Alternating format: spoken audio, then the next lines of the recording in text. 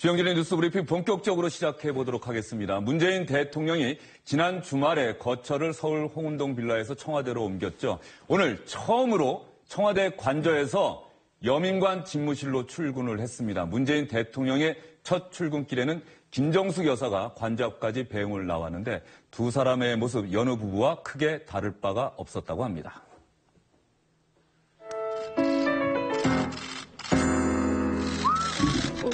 가세요. 잘 다녀오시오.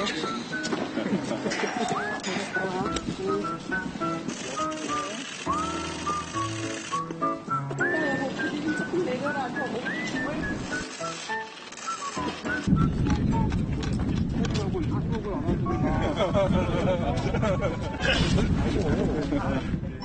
가, 다녀와요. 고맙네. 당신 최고네.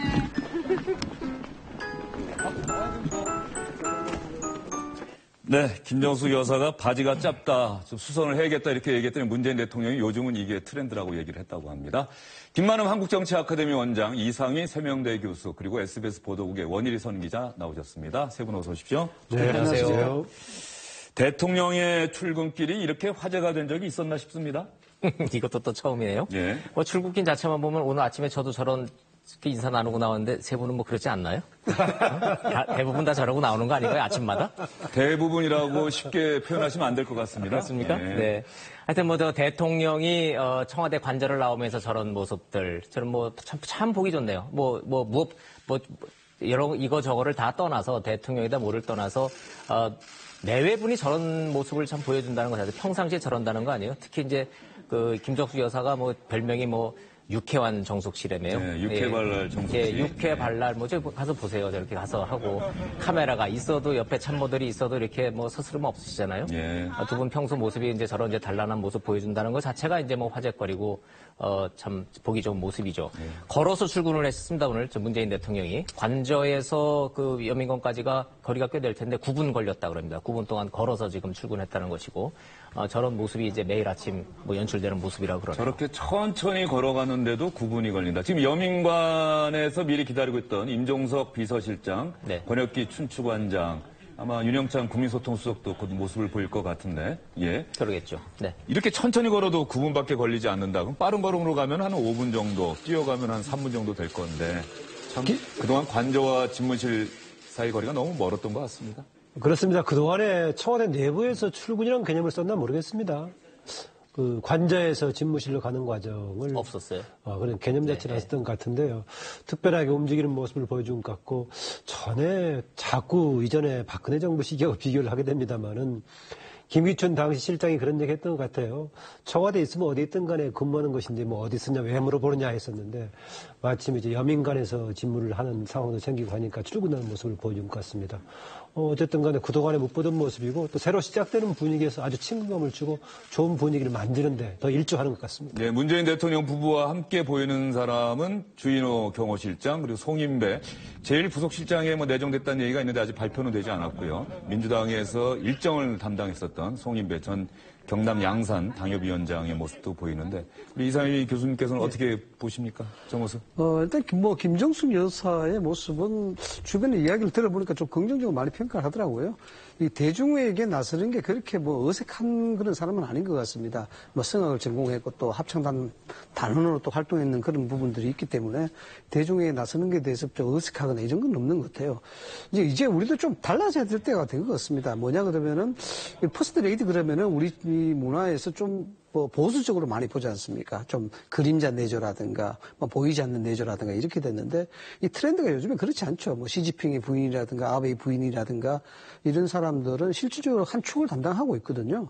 그래서 앞으로도 우리 뭐 김정숙 여사의 행보가 어떻게 될지는 모르겠습니다만 내조에 있어서 좀 더 진일보한 좀 트렌디한 그런 내조를 하는 것도 괜찮다는 생각이 좀 청와대에서 또 보통 우리가 대통령 부인을 영부인이라고 부르지 않습니까? 네. 그런데 영부인이라는 표현 대신에 여사님, 여사로 불러달라. 그게 더 독립적으로 비춰지지 않느냐 뭐 이런 요청을 기자들에게 했다고 하는데. 독립이라고 하는 이제 컨셉 자체가 이제 좀 탈권위에 맞게끔 좀 하겠다는 거죠. 영부인, 영예 이런 그 권위주의 시절에 이제 그런 용어들을 그냥 단순하게 그냥 여사, 부인으로 좀 해달라는 건데 이거 처음 아니에요.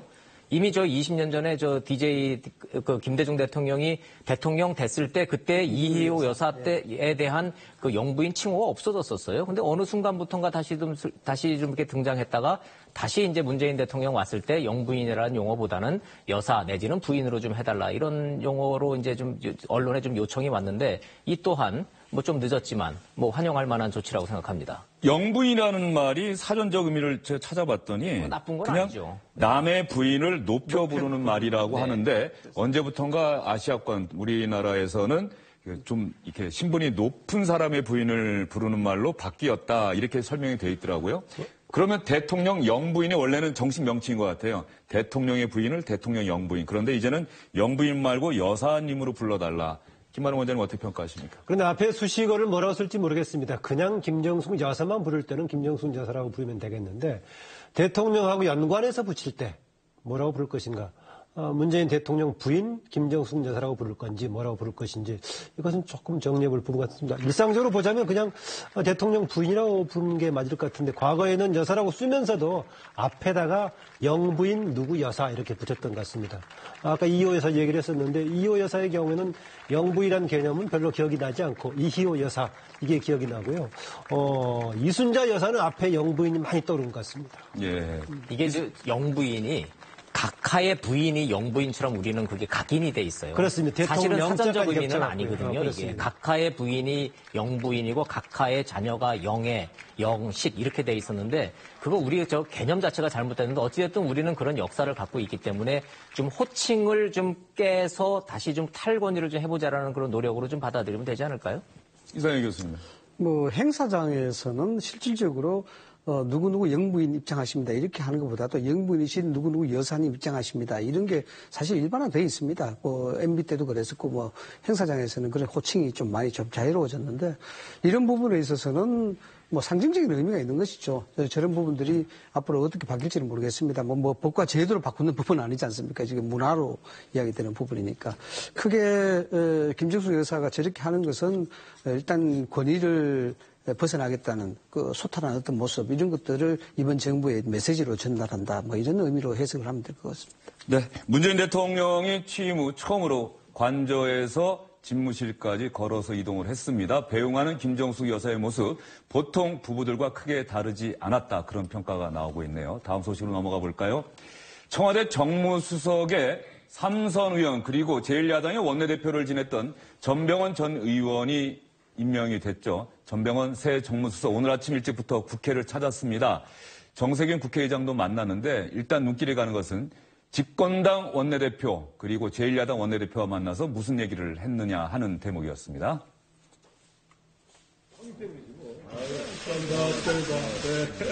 그리고 저야 뭐 이제 임기 말이라 신임 원내대표하고 잘 하셔야 된다 이렇게 방문해 주셔서 감사드리고 우상호 대표님께서 계속 역할을 해주시고 도와주실 것이라 믿고 임기 마지막 하루 전에 제가 그런 의지와 청원의 마음으로 방문했습니다. 지공개를 전환하기 전에 한 가지만 더 말씀드리면 사실은 지난 며칠간 다른 야당들하고 정무장관직 신설에 대한 논의를 좀 해왔습니다. 국회에서 이 문제에 대한 공감대가 형성되면 우리 수석님께서 대통령에게 보고해 주셔가지고 앞으로 있을 정부조직법 개편에 좀 담아주셨으면 하는 그런 생각입니다. 특히 제가 알기로는 뭐 고향도 충청도시죠? 네. 그래서 어떻게 충청도끼리 만난 것 같아서 더 반갑다는 말씀을 드리고 그동안의 의정 활동을 저도 쭉 옆에서 봐왔지만 원만하고 또 합리적이고 또 상당히 전략적인 마인드도 갖고 계시기 때문에 많은 기대를 하겠습니다. 네. 언제든지 와서 경청하고 소통의 노력을 하도록 하겠습니다. 전병헌 정무수석, 네. 그 원내대표까지 한 사람이 청와대 정무수석 비서관이 됐다. 뭐 민주당 내부에서도 과연 합당한 자리냐 이런 얘기도 있는 것 같은데 어쨌든 잘된 인사라는 평가가 더 많은 것 같기도 하고요. 일단 유연하잖아요. 제가 저 청와대 출입 기자를 할 때 정무 비서관이었었고 그다음에 국정상황실장을 했는데 뭐 상당히 뭐 풍류도 있고 뭣도 있어요. 이렇게 그때만 해도 이제 저희가 그 비서실에 이제 취재를 다니면은 이 혁대 대신에 이제 멜빵을 딱 즐겨서 네, 할 멜빵, 정도로 예, 멜빵 좋아하죠. 바지가 아주 트레이드 마크처럼 돼 있었고 무엇보다 유연하죠. 기자들한테도 유연하고 야당 의원들한테 유연하죠. 그러나 개인적인 경만 놓고 보면은 삼선 의원 출신의 중진 의원이 원내대표까지 거치고 청와대 정무수석 차관급을 한다. 더군다나 그 상관이 비서실장이 자기보다 8년 아래 후배다. 격이 안 맞기는 하죠. 오늘 추미애 대표도 만났을 때 그 얘기를 하기는 했죠. 그럼에도 불구하고 정무수석에 본인이 가고 대통령이 임명을 한 거는 그만큼 국회와의 소통에 역점을 두겠다. 다른 거 다 떠나서 국회와 소통할 수 있는 인물이 누구냐. 이거를 찾았다라는 그런 인물평으로 지금 평가가 되고 있습니다. 문재인 대통령이 각별히 또 감사의 뜻을 전하기도 했다. 격에 맞지 않는 자리일 수도 있는데 수락해줘서 고맙다 이렇게 얘기를 했다고 하는데 지금 우상호 원내대표 만났을 때 우상호 원내대표가 정무장관직 신설 야당들이 그 얘기를 해서 그 얘기를 한다라고 공개적으로 얘기를 했어요. 그 정무장관직 신설 그러나 청와대는 오늘 분명한 반응 보였습니다. 국회에서 그런 제안이 있긴 했지만은 검토한 적 없다. 어떻게 보십니까? 적상옥이 될까요? 정무수석이 있는데 정무장관이 그렇죠. 왜냐 그러면 지금 정무수석으로 이미 전병헌 전 의원이 됐는데 사실상 이제 정무장관의 그 역할 자체가 국회 직접적 소통이고 그렇게 되면 청와대 정무수석의 역할이 이제 그만큼 협소하게 줄어드는 그런 결과를 낳게 되거든요. 그렇게 되면은 정병헌 정무수석의 역할 자체가 축소되고 그렇게 썩 반가울 일은 없다 이렇게 볼 수 있는 것이죠. 그래서 저 부분은 두고 정치권의 여야 협치 상황이 어떻게 돌아가느냐에 따라서 두고 장기적인 관점에서 아마 신설에 대한 유무를 따지지 않을까 이렇게 봅니다. 예전에 정무장관 하면은 허주 네. 예, 호주가 예전에 김윤환 전 장관. 김윤환 전 의원이 정무장관 했던 기억이 나고 이명박 정부 때는 특임장관이라고 해서 특임장관이죠. 특임장관이라고 해서 이재호, 주호영 이렇게 두 명의 장관이 있었던 기억이 나는데 어떻게 생각하십니까? 정무장관을 생각을 해볼 수 있을 것인데요. 현재 청와대 구조로 봐서는 청와대 쪽 판단도 좀 일리가 있어 보입니다. 뭐냐면 이번에 더구나 청와대를 비서실장 하나의 체계로 만든 것이 아니라 정책실장을 떨어뒀지 않습니까? 비서실, 정책실, 국가안보실. 네, 이미 국가안보실 기존에 있었으니까는요. 예. 비서실 중심으로 봤을 때 정책실장을 새로 만들었는데 구분해 놓고 보니까 말 그대로 정책실장은 사회경제정책을 중심으로 한 영역 이렇게 돼 있고 비서실장은 정무하고 대민 업무를 중심으로 돼 있단 말이죠. 그러니까 현재 비서실장에다가 정무수석까지 겸해서 같이 본다면은 이번 청와대 비서실 진영은 정무 기능이 매우 강화된 거 아니냐. 조직 체계상으로도 그렇고 실질적으로 비서실장을 맡고 있는 임종석 전 의원 또 전병헌 전 의원 개별적인 성격까지 감안했을 때는 정무적인 기능이 아주 강화됐기 때문에 이 상황에서 정무장관을 추가로 지금 정부조직법 개편을 통해서 하는 것 아직 좀 고려하기에는 청와대에서 좀 맞득자라 하는 것은 좀 당연해 보이기도 합니다. 김 박사님 지적하셨습니다만은 이제 대야의 접촉 창구에 있어서는 사람의 비중, 그 무게감이 어디에 있느냐 이게 사실 방점이거든요. 네. 삼선의 의원 그리고 원내대표 출신을 정무수석에 앉혔다는 것은 야권에 대한 접촉 창구에 그만큼 비중을 높이겠다 이런 뜻으로 해석을 할 수가 있는 부분입니다. 그래서 정무장관을 하게 되면 또 그만한 그 무게감을 능가하는 그런 사람이 또 돼야 되는데 그 부분 자체가 쉽지 않을 거로 이렇게 봐집니다. 전병헌 수석이 또 창의 정무라는 말을 어제 기자들 앞에서 했는데 어쨌든 어떤 뜻인지는 잘 모르겠습니다만 창의 정무가 제대로 실현이 돼서 청와대와 국회가 협치하는 그런 모습을 한번 봤으면 하는 생각입니다. 전병헌 정무수석의 첫날 모습 여러분께 전해드렸고요. 다음은 이낙연 국무총리 후보자 이야기 한번 전해드리도록 하겠습니다. 이제 인사청문회 일정도 잡혔습니다. 본격적으로 인사청문회 준비에 돌입한 이낙연 국무총리 후보자 기자들에게 어떤 얘기했을까요? 어제와 똑같이 공부할 게 참 많으니까요. 차분히 공부하겠다 이런 마음입니다. 오늘부터는 정책 현안들에 대한 분야별 공부를 하게 될 겁니다. 여러분이 잘 아시겠지만 책임 총리는 법적인 개념이 아닙니다. 그리고 정치적으로도 확립된 개념이 아닙니다. 네, 총리가 의전 총리, 방탄 총리 같은 형식적인 자리가 아니라 좀 더 강한 책임의식을 가지고 업무에 임해야 된다. 그러한 취지라고 생각을 합니다. 저에게 맡겨지는 업무가 있다면 최대한 잘할 겁니다. 네. 의전 총리, 방탄 총리는 되지 않겠다는 그런 각오를 밝힌 것 같고요. 이낙연 국무총리 후보자에 대해서 아들의 병역 면제 과정에 의혹이 있었던 것 아니냐, 특혜가 있었던 것 아니냐 이런 의혹도 제기되고 있고 재산을 누락해서 신고했다는 의혹도 있습니다. 이낙연 후보자 어제 처음으로 출근을 했었는데 이 자리에서도 기자들에게 적극적으로 반박하는 모습을 보였습니다. 네, 그 문제는 제가 저희 준비팀에서 충분히 설명했다고 생각하고 있습니다. 재산 신고 누락 의혹도 나왔는데. 네네. 그것은 이렇습니다. 저희 아버지가 돌아가신 것이 1991년입니다만 그 당시에 저는 동경특파원으로 일하고 있었습니다. 아버지가 남기신 재산이 무엇이었던가가 처음에 충분히 파악되지 않았었습니다. 그런데 2008년인가 7년인가 하는 무렵에 공무원 하는 저희 동생이 쭉 찾아보다가 새로운 재산들이 등록되지 않은 채로 있다는 것을 발견을 그때서 한 겁니다. 그래서 그것 중에 어떤 것은 저 이름으로 해주고 또 어떤 것은 누구 이름으로 해주고 이런 것이었지 알고 누락했거나 그런 것은 아닙니다. 이낙연 후보자가 적극적으로 준비를 하겠다. 더군다나 더 강한 책임을 가진 총리가 되겠다는 각오를 밝혔는데 어쨌든 인사청문회 과정에서는 조금 전에 얘기했던 그 두 부분이 가장 쟁점이 되겠죠? 쟁점은 되겠지만 지금 현재로서는 그렇게 크게 문제가 될 소지가 별로 없어 보여요. 왜냐하면 첫째, 아들 병역 면제 받았는데 그 당시에 나 군대 좀 보내게 해달라고 아들 좀 군대 가게 해달라고 지금 탄원서까지 보냈잖아요. 이거 굉장히 흔치 않은 일이에요.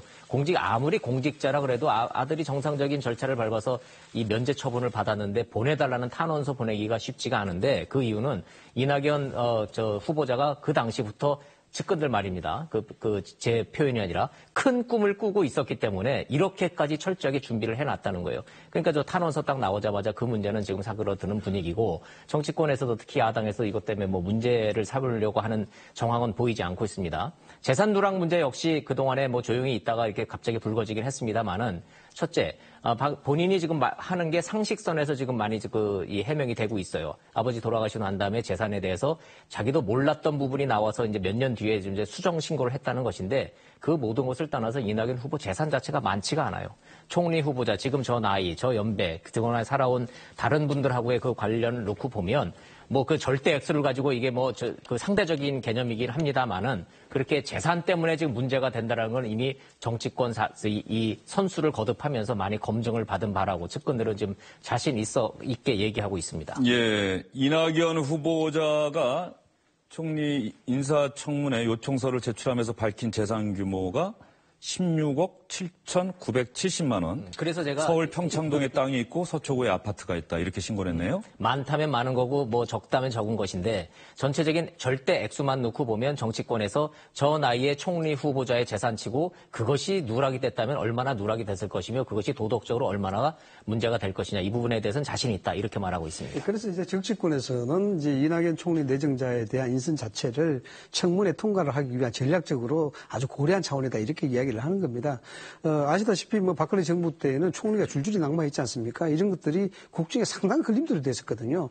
아마 문재인 정부 쪽에서도 이 첫 총리에 대한 낙마 유부 이 부분이 굉장히 중요하다고 아마 판단했을 것 같아요. 그래서 보면은 호남의 중진의 의원이고 상당히 의정 경험이 뚜렷하고 여러 가지 이제 검증에 대한 부분들 이런 것까지 고려해서 사실상 특별한 걸림이 없는 그런 사람으로 특별하게 선별한 것이 아니냐 이런 얘기도 많이 돌고 있는 상황이기 때문에 충분히 청문회를 염두에 뒀다 이렇게 이제 이야기를 합니다. 인사청문회 통과를 염두에 둔 인사다. 어쨌든 간에 새 정부 들어서 첫 인사였고 가장 중요한 자리 아니겠습니까? 네. 그런 면에서 첫 단추를 잘 꿰야 하는데 그런 면에서는 큰 무리 없다고 김만우 원장께서도 보십니까? 네, 저는 현재까지 좀 성공적인 케이스가 아닌가 그렇습니다. 지난번에 제가 그 얘기했던 것 같은데 우리가 예상하지 못했던 특별한 무슨 하자라든가 결함이 새롭게 발생한다 모르겠지만은 현재 정도로서는 아주 성공적인 지금 첫 인사 아닌가 생각이 듭니다.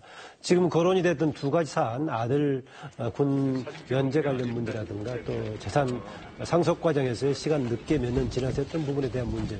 이런 것이 보통 문제가 될 경우는 두 가지 관점에서 문제가 됩니다. 하나는 해명이 말끔하지 않았을 경우에 계속 의혹이 꼬리에 꼬리를 물고 제기되는 경우인데 분명한 사실을 적시했고 그다음에 그 자체가 큰 문제가 되느냐라고 봤을 때 그것도 큰 문제가 안 된다는 점에서 별것이 좀 아니고 지나갈 것 같고요. 또 하나 사실상 이게 인수위 과정이 있었다면은 후보자를 정할 때 기존 정부의 시스템을 통해서 인사 자료를 많이 확보를 했을 것인데 그렇지 않은 가운데 아마 후보 지명을 했을 겁니다. 그래서 여러 가지를 고려해서 판단했을 것 같은데 현재로서는 추가적으로 뭐 개별적인 나오지 않는다면은 별 문제가 없이 시간 내 그나마 빠르게 좀 안착하지 않겠나 그런 느낌이 듭니다. 문제는 역할이죠. 총리로서 어떤 역할을 할 수 있을 것인가에 대한 부분인데 뭐 이낙연 내정자도 이야기를 했지 않습니까? 책임 총리가 되도록 노력하겠다. 그런데 사실 법상 책임 총리를 할 수 있는 구조가 아니죠. 대통령 제안에서는 총리의 역할이 모호할 수밖에 없는 입장이고 더군다나 문재인 대통령이 상당히 그 국민과 소통해서 직접적으로 나서고 있는 상황 아니겠습니까?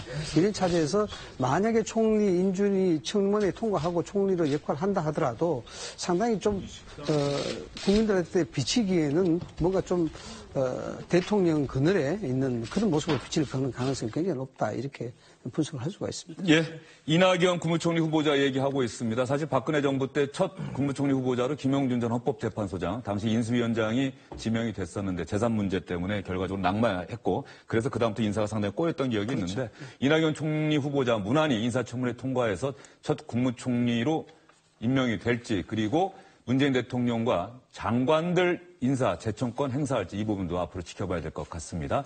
이낙연 국무총리 후보자의 인사청문회 일정 등을 논의하기 위해서 오늘 정세균 국회의장과 당의 4당의 원내대표가 대선 후에 첫 만남을 가졌습니다.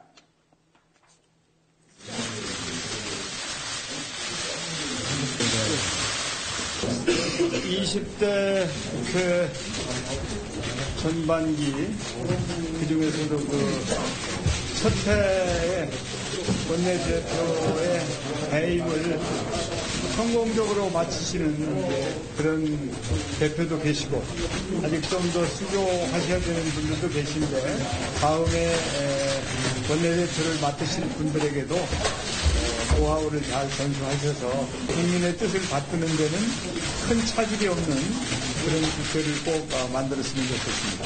1년 동안 원내대표님들 간에 서로 다 대화가 잘 되고 서로 많이 협조가 돼서 어려운 가운데도 되게 안정적으로 국회가 운영되었다고 자부합니다. 도와주신 우리 타당의 원내대표에게 감사드리고 잘 이끌어주신 정세균 의장께도 감사드립니다.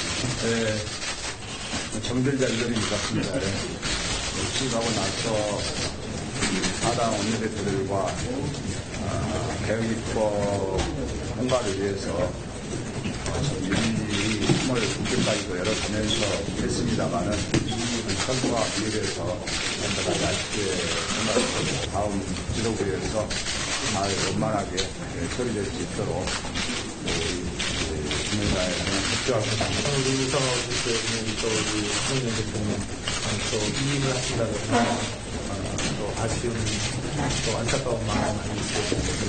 참 어려운 일들이 많았던 그런 기간이었는데 그 부분에 소가 남기고 지난주에 대해서 수고하셨다는 말씀과 올려 바랍니다. 문재인 대통령께 선물로 이걸 드렸는데 숙제를 주시네. 숙제를 선물을 주시니 숙제를 주시네. 아, 예, 선물이에요, 선물. 우리 대통령이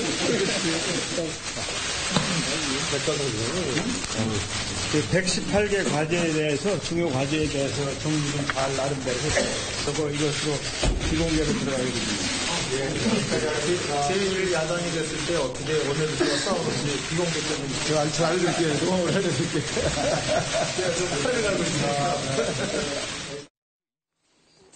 예, 정세균 국회의장이 각 당 원내대표들에게 118개 국정과제 담긴 책자를 주는데 아마 문재인 대통령 왔을 때도 줬던 책자인 것 같아요. 네, 예. 거의 백과사전 수준의 이렇게 두꺼운 책이죠. 예. 지금 시끄러워가지고 무슨 얘기인지 하나도 잘 덕담인지 견제군지 잘 모르겠지만 하여튼 이 말씀들은 많이 하셨는데 오늘 굉장히 중요한 얘기가 결정이 됐어요. 저 자리에서 사실은 뭐냐면 이제 총리 인사청문회 일정이 잡혔어요. 24일, 25일 인사청문회 이틀 동안 이제 한다는 거고요. 31일 표결해서 이제 표결하기로 본회의 열기로 지금 이제 결정이 좀 됐습니다. 저게 만약에 저 일정대로 된다면은 굉장히 빨리 되는 거죠. 지금 역대 총리 중에 가장 빨리 된 게 김황식 총리가 15일 걸렸고요. 제일 오래된 분이 제 기억으로는 아마 DJP 연합 때 이제 JP가 서리 형태로 지금 6개월 이상 갔기 때문에 그때가 제일 고생을 했는데, 저 일정대로 된다면은 여러 가지 견제구는 있었습니다만은, 문재인 정부의 첫 그 국회 통과, 첫 소통, 첫 협치는 굉장히 성공적으로 좀 봐야 되겠죠. 31일에 본회의를 열어서 표결하기로 했습니까? 그렇습니다. 31일 표결로 지금 결정이 됐죠. 하나 더 있네요. 6월 임시국회 여기로 했으니까 그것도 또 하나 수학이면 수학입니다. 그렇게 되면 한 발표가 되고 나서 20일 지나서 20일쯤 걸리는 거죠. 20일 정도면은 국무총리가 되는 것이다. 네, 지금 상황에서 굉장히 성공적인 거죠. 예, 알겠습니다. 이낙연 국무총리 후보자 인사청문회 24일과 25일 이틀 동안 열리고요. 26일에 인사청문 보고서 채택하고 31일에 국회 본회의 열어서 표결합니다. 국무총리는 국회의원들이 투표해서 과반의 지지를 얻어야 국무총리가 될 수가 있습니다. 문재인 대통령 인사 이야기, 이것을 뭐 인사라고 해야 될지는 모르겠습니다만은 대통령이 취임하고 나면 한반도, 한국과 상당히 밀접한 관련을 맺고 있는 4대 강국이라고 있지 않습니까? 미국과 중국, 일본, 러시아 이렇게 있는데 이 주변 4강과 그리고 유럽연합에 파견할 특사를 문재인 대통령이 임명을 했습니다. 어떤 사람들인지 한번 보실까요? 미국은 홍석현 전 중앙일보 JTBC 회장, 중국은 이해찬 전 국무총리, 일본은 문희상 전 국회 부의장, 러시아는 송영길 전 문재인 선대위 총괄 선대본부장, 그리고 유럽연합의 특사로는 조윤재 서강대 국제대학원 교수인데 여기서 눈길이 가는 사람은 아무래도 홍석현 전 회장과 이해찬 전 국무총리 두 사람 아닐까 싶습니다. 원 기자. 그렇죠. 홍석현 주미 특사 내정설 나올 때마다도 거의 확정을 못하고 이제 조금 시간을 끌다가 이제 확정은 됐습니다. 일단 홍석현 회장은 미국 통이죠. 워낙 미국 내 네트워크가 좀 강화돼 있고, 풍산의 류진 회장을 비롯해서 지금 미국 내에서 힘 있는 사람들하고 전화하면은 가장 빨리 연락이 달 수 있는 사람이 아마 홍석현, 류진 이 두 회장 아닌가 싶어요. 하여튼 이분들을 중심으로 해서 지금 미국 특사가 지금 확정이 됐고, 박병석 의원이 지금 1대1로 특사단의 단장으로 가는 바람에 이해찬 의원으로 바뀌었기 때문에 이해찬 의원이 이제 중국 특사로 지금 이제 중책을 맡았습니다. 일본 문희상 의원도 지금 일본과의 관계에 있어서 여러 가지 지금 풀기 어려운 상황이고 위안비 문제부터 시작해서 어렵죠. 이제 미, 중, 일 이 특사가 지금 확정이 되면 이제 4광 외교가 이제 본격적으로 이제 가동이 되고 있는데 국내 문제보다도 지금 문재인 대통령 앞에 놓여져 있는 과제는 이 지금 한반도 이 정세 문제를 어떻게 풀 것인가. 어디 한 군데가 지금 만만한 데가 없고 어디 한 군데가 좀 조금이라도 쉬운 데가 없어요. 그래서 이 특사들의 역할이 지금 굉장히 중요한 상황이기 때문에 그 결과 좀 행보를 좀 지켜봐야 될 것 같습니다. 시청자 여러분들께서 어떻게 생각하실지 좀 헷갈리실 수도 있을 것 같은데 박병석 의원을 단장으로 한 지금의 특사단은 1대1로 정상회의에 참석하기 위해서 파견이 된 거고 문재인 대통령이 정식으로 중국 정부에 보내는 특사는 이번 이해찬 의원을 단장으로 한 특사단이 되는 거겠죠? 차이점이 뭐냐면 대통령의 친서를 누가 가져가느냐예요. 그러니까 지금은 이제 사절 단장으로 이제 박병석 의원은 간 것이고 정작 문재인 대통령의 친서를 들고 가는 이제 특사는 이해찬 전 의원이 된 겁니다. 시진핑 주석이 박병석 의원을 만났기 때문에 어쨌든 시진핑 주석 입장에서는 박병석 의원을 중심으로 한 사절단도 상당히 예우하는 모습을 보였고요. 그렇죠. 그다음에 또 북한 지금 대표단도 만났잖아요. 박병석 의원이. 근데 지금 중국 내에서 지금 이 북한 문제, 지금 중국하고의 관계 문제 여러 가지가 동시다발로 이루어지고 있기 때문에 중국에는 좀 겹치는 부분이 있지만은 사절단 따로 보내고 특사 따로 보내고 지금 이렇게 가는 겁니다. 김만호 원장님, 홍석현 전 중앙일보 JTBC 회장이 가만히 보면 노무현 대통령 참여정부 때 주미대사를 하지 않았습니까? 그런데 문재인 정부 들어서서 또 미국에 보내는 특사로 임명이 됐다. 노무현, 문재인 어쨌든 간에 많은 분들이 같은 이렇게 팀으로 보는 시각들이 있는데 홍석현 전 회장에 대해서 상당히 우호적이다 이런 생각도 할 수 있을 것 같은데. 그렇습니다. 그러다 보니까 선거 기간 중에 홍석현 회장이 문재인 후보 캠프에 같이 가담하는가 이런 논란도 있었죠. 그래서 이번 대선 때는 직접 어느 쪽에도 가담하지 않겠다라고 홍석현 전 회장이 그렇게 얘기했습니다. 그런데 아시겠지만은 노무현 정부 때 주미 대사를 하고 사실상 그다음에 유엔 사무총장으로 가려고 여러 가지 준비 작업도 했지 않습니까? 그랬다가 국내에서 이제 안기부 엑스파일 사건이 터져서 국내로 소환되고 나서 길이 중단이 되어버렸죠. 그리고 그 대신 유엔 사무총장 관계인 반기문 총장이 간 케이스겠는데요. 어쨌든 정부 시작할 특사로 가는 것 보면은 이번 정부의 어떤 방식으로든 좀 참여할 가능성이 꽤 커 보입니다.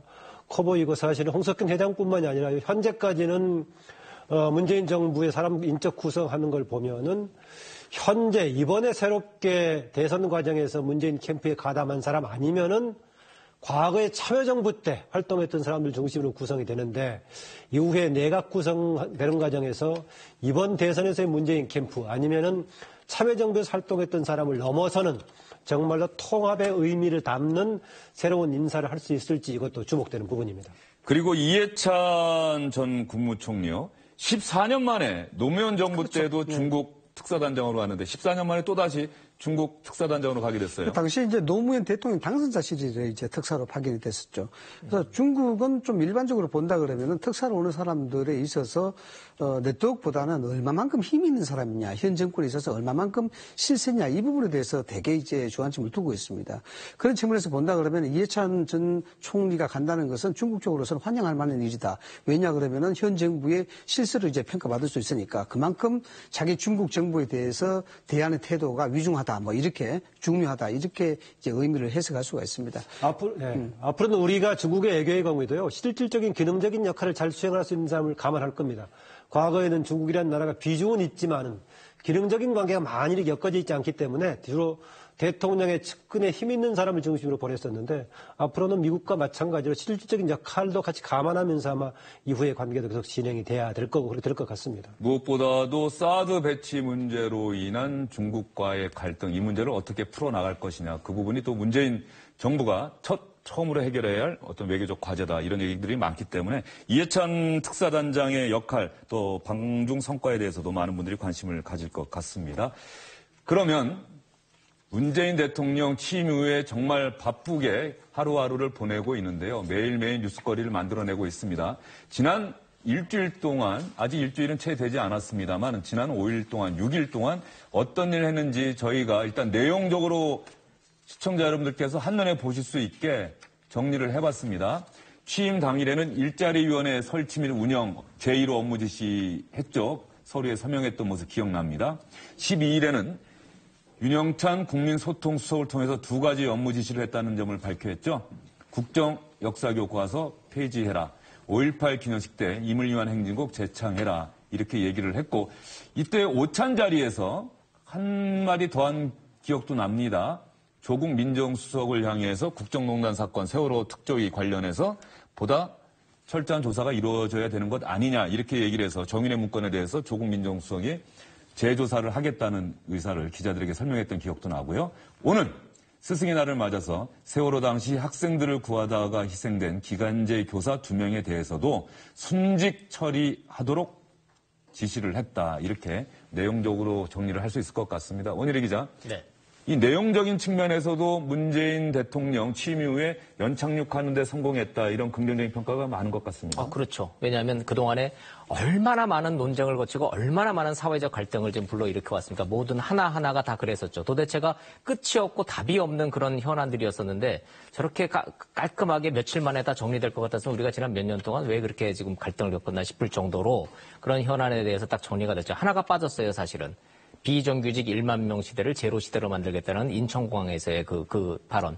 그게 지금 빠져 있죠. 그게 첫 행보였거든요. 첫 방문지였고. 그럼 일자리부터 비정규직부터 지금 기간제 교사의 순직 처리까지 해서 쭉 다 일사불란하게 지금 딱 정리는 되어 왔는데 딱 한 가지는 좀 이제 여러 가지 지적할 부분이 좀 있기는 있어요. 이런 것이 깔끔하게 정리되고 비상식이 상식적인 선에서 정리된 거는 맞는데 저 모든 것이 대통령의 지시에 의해서 이루어졌다라는 겁니다. 그러니까 대통령의 지시로 모든 것이 일방적으로 이루어지는 것이 괜찮은 거냐에 대한 불만의 목소리가 야당 쪽에서 좀 나오고는 있어요. 아직까지는 이것 때문에 지금 이게 새 정부의 첫 발걸음이 좀 문제가 되거나 그런 건 아니지만 이렇게 모든 논란이 빚었던 문제들을 쾌도난마식으로 대통령 지시 한마디로 딱딱딱 정리되고 하는 것이 능사는 아니다라는 말씀 한번 드리고는 싶습니다. 네, 그 부분에 대해서는 어쨌든 간에 여론조사나 이런 부분들을 한번 실시를 해서 다른 신문, 다른 언론사에서 여론조사한 부분에서는 문재인 대통령의 첫 주 업무에 대해서 대단히 긍정적인 평가가 많았다. 이런 기사를 제가 본 적이 있는데 아마 여론조사를 좀 실시를 해서 아니요. 그런 현안에 대해서는 예를 들어서 임을 향한 뭐 행진곡 같은 경우에 아까 말씀드렸듯이 비상식의 상식화라는 점에 있어서는 대다수 국민들의 지지를 받고 있는 거는 사실이에요. 그 하나하나에 대해서 옳고 그름을 얘기하는 것이 아니라 논란을 빚고 있는 현안에 대해서 모두 다 대통령한테 기대서 대통령의 지시사항을 기다리는 형식으로 가면은 그거는 문제가 될 수도 있다라는 말씀을 드리는 겁니다. 오늘 기자 얘기처럼 어떤 것들은 명확하게 그동안에 비정상적이었던 걸 정상적으로 되돌리는 점에서 확실한 것들도 있고요. 어떤 것은 방향을 잡고 있지 못하고 있다고는 특정 방향을 잡은 것들도 있겠죠. 예컨대 공항공사에 10,000명 정기 축하시키는 문제라든가 이것은 추후에 아마 정비되는 과정을 겪을 것인데 저는 이런 문제들은 대신해서 아마 이낙연 총리 지명자 청문회 과정 속에서 이런 정책적인 의제를 가지고 여야 의원들이 문제를 제기하지 않을까 그런 생각이 들기도 합니다. 예. 그리고 문재인 대통령이 오늘 찾아가는 대통령 일정을 또 하나 한 게 있습니다. 조금 전에 서울 양천구 SBS 근처에 있는 한 초등학교를 방문해서요. 문재인 대통령이 미세먼지 대책을 발표를 했습니다. 어떤 내용인지 윤영찬 국민소통수석의 발표 내용 한번 보시죠. 문재인 대통령께서는 취임 6일째인 15일 미세먼지 감축 응급 대책으로 30년 이상 노후 석탄 화력 발전소에 대한 일시 가동 중단, 셧다운을 지시하셨습니다. 이번 석탄 화력 발전소 일시 중단 업무 지시는 미세먼지 문제를 국가적 의제로 설정하고 근본적 해결 방안을 마련하겠다는 대통령의 강한 의지가 담긴 것입니다. 이를 위해 대통령께서는 조속한 시일 내 대통령이 직접 챙기는 미세먼지 대책기구를 설치할 것을 사회수석에게 지시하셨습니다. 네, 미세먼지 대책으로 30년 이상 된 노후화된 석탄 화력 발전소의 일시적인 가동 중단, 셧다운을 지시했다는 내용입니다. 문재인 대통령 취임 이후 일주일이 되려면 아직 한 이틀은 더 있어야겠습니다만 일주일 동안 보여준 행보, 가장 시청자 여러분의 관심을 끌었던 대목은 무엇보다도 권위주의적인 모습을 절대 보이지 않겠다. 탈권위 행보 아니었을까요?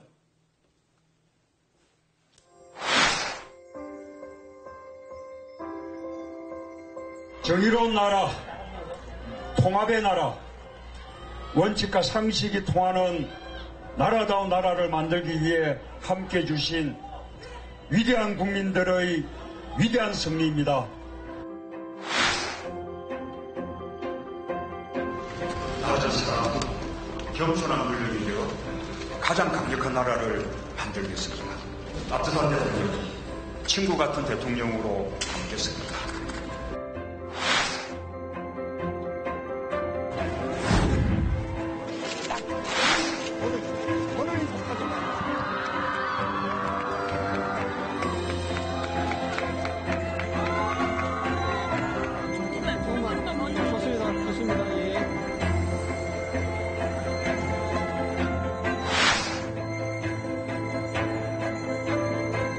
새 정부 첫 인사를 제가 직접 국민들께 말씀드리고자 합니다. 앞으로도 오늘처럼 좀 국민들께 보고드릴 중요한 내용은 대통령이 직접 그렇게 말씀드리도록 하겠습니다.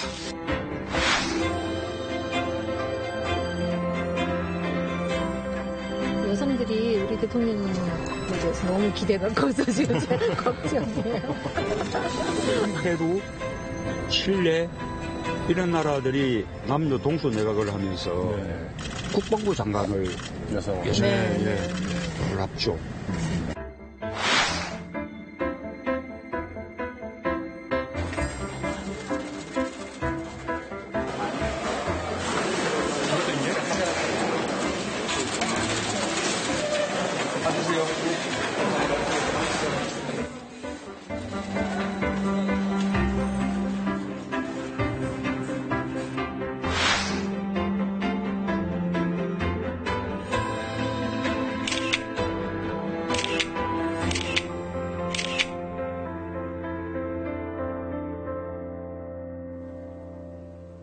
어떻습니까? 이 교수님, 지난 일주일 쭉 봤는데 옷 벗는 정도는 제가 할 수 있습니다. 우리 이제 편집 PD가 상당히 편집을 잘했는데 정말 화제가 됐죠. 저 정도의 이제 소통적 행보는 뭐 대통령 이미지 전략 차원에서 상당히 좀 뭐 긍정적으로 평가를 할 수가 있습니다.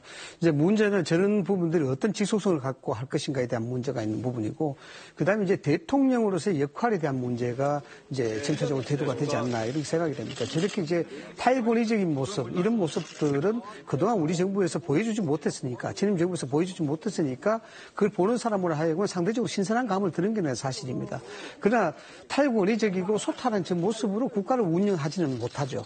저런 것들은 국민들에게 안정감을 줄 수 있고 나름대로 대리만족감을 줄 수는 있습니다만, 국가를 운영한다는 것은 결단을 해야 되는 부분이고, 여기에 대해서 과감성이 있는 뭔가 지도력을 발휘해야 되는 부분이 있습니다. 문제의 중요 핵심은 그 어떤 상황에 있어서 문재인 대통령이 정말 어떤 지도력을 보여줄 것이냐, 여기에 그 중요한 네, 이 교수님은 일단 그 다음 향후 과제까지 또 가셨는데, 일단 이 탈권위주의적인 행보라고 하는데 집중해서 보면 저것이 이미지 전략적이라는 측면도 있지만, 문재인 대통령은 뭐 좀 전에 임종석 비서실장하고 같이 잔디에 털썩 주장 않는다거나 이런 부분들은 뭐 연출된 어떤 전략이라기보다는 원래 몸에 밴 모습들이 아니냐, 뭐 이런 얘기들도 많이 나올 수 있을 것 같아요. 네, 문재인 대통령 스타일이 기본적으로 여기 맞다라고 볼 수 있겠습니다. 아다시피 개인 스타일로 보자면 탈권위는 10년 전에 문재인 10년 더 됐죠. 문재인 15년 전이고 노무현 전 대통령도 마찬가지로 상당히 탈권위의 상징이었었는데, 이런 탈권위적인 자세하고 국정운영 방식하고 어떻게 전맥을 시킬 것인가 생각을 해봐야겠고요.